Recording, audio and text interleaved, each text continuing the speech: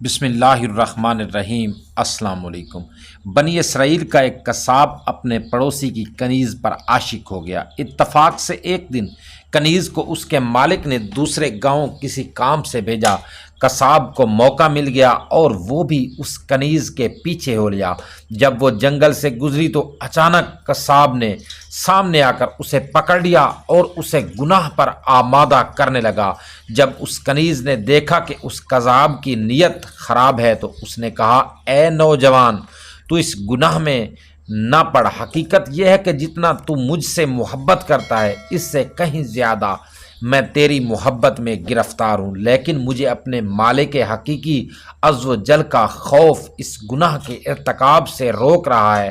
اس نیک سیرت اور خوف خدا عز و جل رکھنے والی کنیز کی زبان سے نکلے ہوئے یہ الفاظ تاثیر کا تیر بن کر اس قصاب کے دل میں پیوست ہو گئے، اور اس نے کہا، جب تو اللہ عز و جل سے اس قدر ڈر رہی ہے تو میں اپنے پاک پروردگار عز و جل سے کیوں نہ ڈروں؟ میں بھی تو اسی مالک عز و جل کا بندہ ہوں۔ جا، تو بے خوف ہو کر چلی جا۔ اتنا کہنے کے بعد اس قصاب نے اپنے گناہوں سے سچی توبہ کی اور واپس پلٹ گیا۔ راستے میں اسے شدید پیاس محسوس ہوئی، لیکن اس ویران جنگل میں کہیں پانی کا دور دور تک کوئی نام و نشان نہ تھا۔ قریب تھا کہ گرمی اور پیاس کی شدت سے اس کا دم نکل جائے۔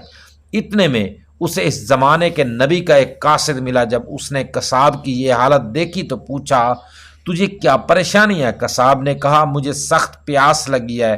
یہ سن کر قاصد نے کہا، ہم دونوں مل کر دعا کرتے ہیں کہ اللہ عز و جل ہم پر اپنی رحمت کے بادل بھیجے اور ہمیں سیراب کرے یہاں تک کہ ہم اپنی بستی میں داخل ہو جائیں۔ قصاب نے جب یہ سنا تو کہنے لگا، میرے پاس تو کوئی ایسا نیک عمل نہیں جس کا وسیلہ دے کر دعا کروں۔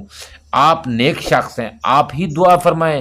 اس قاصد نے کہا، ٹھیک ہے، میں دعا کرتا ہوں، تم آمین کہنا۔ پھر قاصد نے دعا کرنا شروع کی اور وہ قصاب آمین کہتا رہا۔ تھوڑی ہی دیر میں بادل کے ایک ٹکڑے نے ان دونوں کو ڈھانپ لیا اور وہ بادل کا ٹکڑا ان پر سایہ فگن ہو کر ان کے ساتھ ساتھ چلتا رہا۔ جب وہ دونوں بستی میں پہنچے تو قصاب اپنے گھر کی جانب روانہ ہوا اور وہ قاصد اپنی منزل کی طرف جانے لگا۔